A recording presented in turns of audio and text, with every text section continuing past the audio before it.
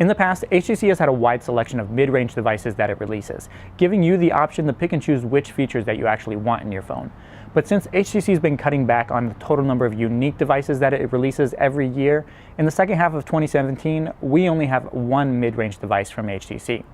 I'm Nick Gray, the High-Tech Traveler, and this is my review of the HTC U11 Life.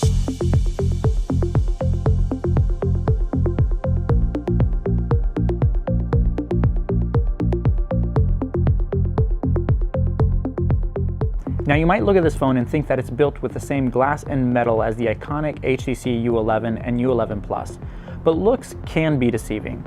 The overall design matches the same liquid surface design language as HTC's more expensive phones, but the second that you hold the U11 Life in your hand, you'll be greeted by the warm feeling of plastic. Now obviously, HTC couldn't build the phone in the same way that its flagship devices are built, since this device here only costs $300 when you pick it up from T-Mobile. But the U11 Life does include some of the premium features, which makes its higher priced siblings so appealing. For one, this phone is IP67 dust and water resistant, and there's also HTC's U-Sonic noise cancelling headphones, which allow you to create a custom audio profile which is mapped to your ear canals. Of course, that means that audio is passed over USB-C and there's no 3.5mm headphone jack. And you can also forget about HTC's iconic boom sound audio as well. There's only one speaker, which is located on the bottom edge of the phone, and it really doesn't sound that good. The phone's 5.2-inch 1080p Super LCD display is protected with Gorilla Glass 3 and gets pretty bright at 550 nits, which means that it's more than usable in direct sunlight. But it's not the best panel ever, and there is some discoloration visible at extreme angles, and the overall color tone is a little bit cold. And the downside there is that it can't be adjusted within the settings. On a positive note, you do get 4GB of RAM, matching what you get on the base U11, but it does come with a slower Snapdragon 630 chip. The chip definitely feels underpowered when you match up this smartphone against devices that use the latest Snapdragon 835 processor, but it can still handle its own. Apps and games do take a little bit longer to load, but the 4GB of RAM allow the device to multitask with ease. And I was a bit surprised to see how smooth it can handle graphic-heavy 3D games. The smooth performance of the phone also has a lot to do with HTC Sense, which is one of the lightest Android skins out there. Out of the box, the phone was running on Android Nougat, but HTC's already updated the phone to Android Oreo, and has also thrown in a brand new launcher in addition to all the standard Android Oreo features. Oh, and there's another thing. The U11 Life also has EdgeSense as well, another premium feature that made its debut on the HTC U11 and was also used on Google's Pixel 2 devices. While Google's implementation of the technology on the Pixel phones only allows you to call up the Google Assistant when you squeeze the edge of the phone, the U11 Life has quite a few customization options for short and long squeezes. Personally, I use EdgeSense the most as the shutter button for my camera, since it allows me to flip the phone around and use the main camera rather than the front-facing camera to take selfies. And speaking of which, both cameras on the U11 Life feature 16 megapixel sensors, and they're paired with f2.0 lenses. But there's a clear difference in quality between the front and rear sensors. But as I said, just flip the phone around and use the phone's mirror finish to frame the shot, and then squeeze the edges of the phone to snap the picture. For a mid-range device, the results are quite impressive. In daylight, the photos look absolutely stunning.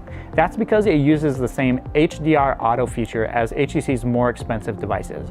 The feature is turned on by default, delivering more dynamic range and richer colors.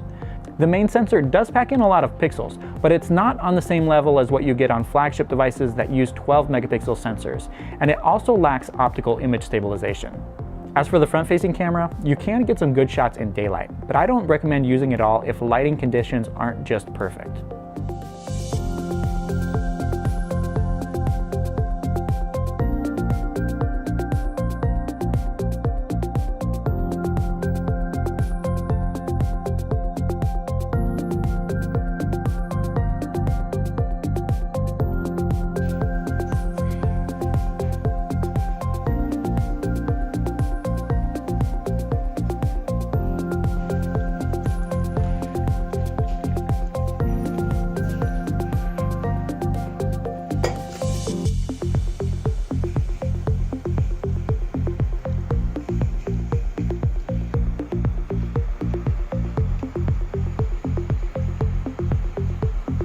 Now you might think that a 2600 mAh battery would be the first clue that battery life on the U11 Life is pretty bad.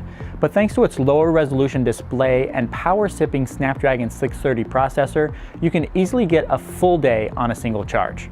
In using the phone for over a week as my main device, the battery level rarely dropped below 15% after using the phone for 14 hours. The only thing that is disappointing is that HTC didn't include quick charge support, so be prepared to keep the phone on the charger for at least 2 hours if you want to charge from 0 to 100%. When the U11 Life was announced, I was pretty underwhelmed. I knew the device would have its share of compromises, even though HTC was pitching it as a budget-friendly U11. But after using it for a few days, the device actually grew on me. It's definitely not as good as flagship level devices, but it's an incredible smartphone when you consider its $300 price tag. And if you're among those who don't like OEM skins, there's always the Android One version as well, which sells in Europe and Asia. If you enjoyed this video, I hope you give it a thumbs up. And don't forget to subscribe to the channel as well. I've got more HTC U11 Life videos in the works. Thanks for watching, and I'll catch you guys in the next one.